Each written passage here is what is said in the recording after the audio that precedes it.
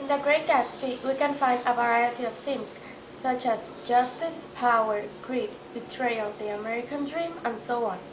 Of all the themes, the most remarkable one is social class. There are distinct social groups, but at the end, each group has its own problems to confront, leaving a powerful reminder of what an unstable place the world really is.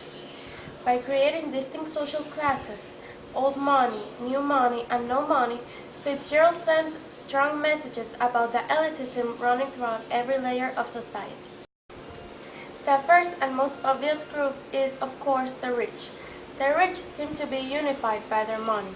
However, later on in the story, we realize this is not the case. In The Great Gatsby, we can find two different types of wealthy people. First, there are people like the Buchanans and Jordan Baker who were born into wealth. Their families have had money for many generations, hence they are old money. As portrayed in the book, the old money people don't have to actually work and spend their time amusing themselves with whatever pleases them. Daisy, Tom, Jordan, and the social class they represent are perhaps the story's most elitist group, imposing distinctions on the other people of wealth, based not so much on how much money one has, but where that money came from and when it was acquired. For the old money people, the fact that Gatsby has only just recently acquired his money is reason enough to dislike him. In their way of thinking, he can't possibly have the same refinement, sensibility, and taste they have.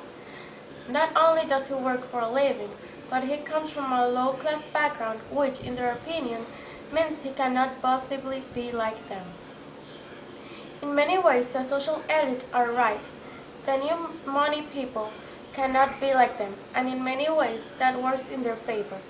Those in society highest rank are not nice people at all.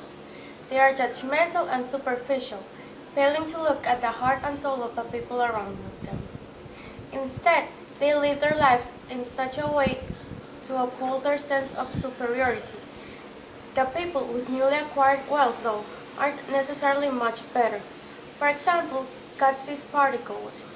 They attend his parties, drink his liquor, and eat his food, never once taking the time to even meet their host. When Gatsby dies, all the people who frequented his house every week mysteriously became busy elsewhere, abandoning Gatsby when he could no longer do anything for them. On the other hand, we have people with no money. Nick, although he comes from a family with a bit of wealth, doesn't have nearly the capital of Gatsby or Tom. In the end, though, he shows himself to be an honorable and principled man, which is more than Tom displays. Rachel, though, is another story. She barely comes from middle class. She is trapped, as are so many others, in the Valley of Ashes, and spends her days trying to make it better. In fact, her desire to move up the social hierarchy leads her to her affair with Tom, and she is actually very pleased with this arrangement. Because of the misery filling her life, Rachel has distanced herself from her moral obligations and has no difficulty cheating on her husband when it means that she gets to lead the lifestyle she wants, if only for a little while. What she doesn't realize, however, is that Tom and his friends will never accept her into their circle. We can notice how Tom has a pattern for picking women of lower class to sleep with. For him, their powerlessness makes his own position that much more superior. Being with women who aspire to his class makes him feel better about himself and allows him to portray the illusion that he is a good and important man, leaving Myrtle as nothing more than a toy for him. America in the 1920s marked a time of great post-war economic growth, and Fitzgerald captures the frenzy of the society well. The characters in the book have assumed altered worldviews, mistakenly believing their survival lies in classification and reinforcing social boundaries.